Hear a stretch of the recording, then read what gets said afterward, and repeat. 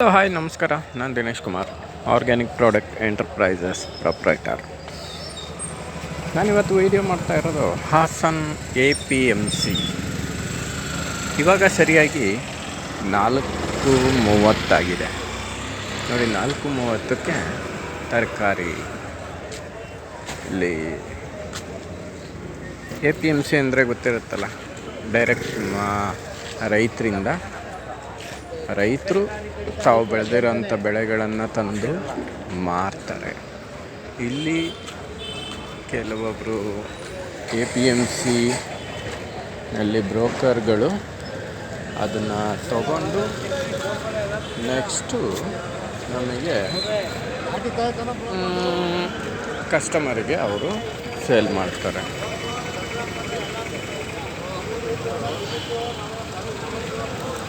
ತುಂಬ ದೊಡ್ಡದಾಗಿದೆ. ಇವಾಗ ಹೊಸದಾಗಿ ಕಟ್ಟಿರೋದು ಇದು APMC ಹಾಸನ್.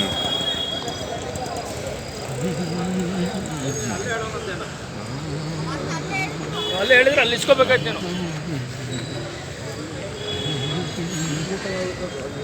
ಯಾವುದೇ ಒಂದು ಬೆಳೆಗಳನ್ನು ತಾವು ಬೆಳೆದಿರೋಂಥ ಬೆಳೆಗಳನ್ನು ತಂದು ರೈತರು ವರ್ತಕರಿಗೆ ಅಂದರೆ ಅಂಗಡಿ ದೊಡ್ಡ ಅಂಗಡಿಯವರು ಬಂದು ಇಲ್ಲಿ ರೈತರ ಹತ್ರ ತೊಗೊಂಡೋಗಿ ಅವರು ಸೇಲ್ ಮಾಡ್ಕೋತಾರೆ.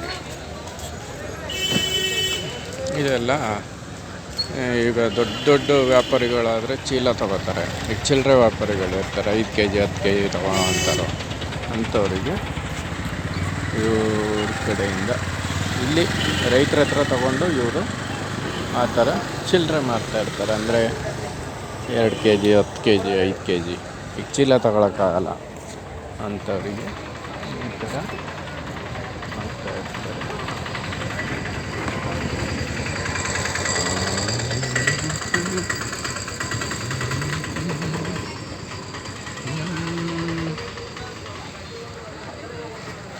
ಇದು ಈ ಮಳಿಗೆಗಳೆಲ್ಲ ಇವಾಗ ಕಟ್ಟಿರೋ ಅಂಥದ್ದು.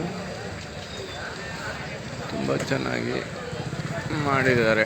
ಚನ್ನರಾಯಪಟ್ಟಣದಲ್ಲಿ ಯಾವ ಥರ ಮಾಡಿದ್ದಾರೆ ಅದೇ ಥರ ತುಂಬ ದೊಡ್ಡದಾಗಿ ಮಾಡ್ತಾ ಇದ್ದಾರೆ. ಇದು ಹಳೆಯದು, ಮುಂಚೆ ಇದ್ದಿದ್ದು.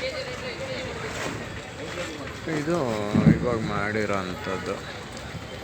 ಇನ್ನೂ ಕ್ಲಿಯರಾಗಿ ಓಪನ್ ಆಗಿಲ್ಲ, ಸ್ವಲ್ಪ ದಿವಸ ಆಗುತ್ತೆ.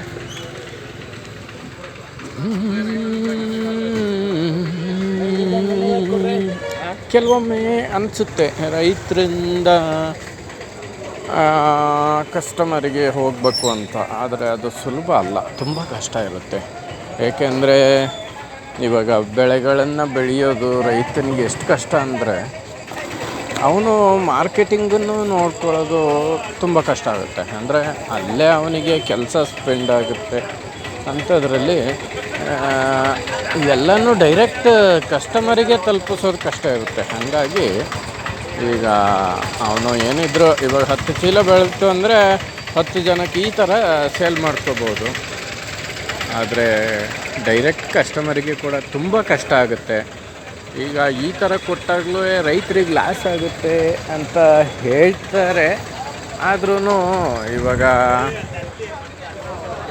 ಮಾರೋ ಅಂಥವ್ರು ಅವರು ಕೆಲಸ ಬಿಟ್ಟು ಮಾಡ್ತಾ ಇರ್ತಾರಲ್ವ, ಅವರಿಗೂ ಲಾಭ ಬೇಕು.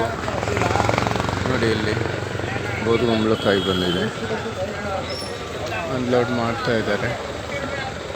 ಗೋಧುಮಂಬಳ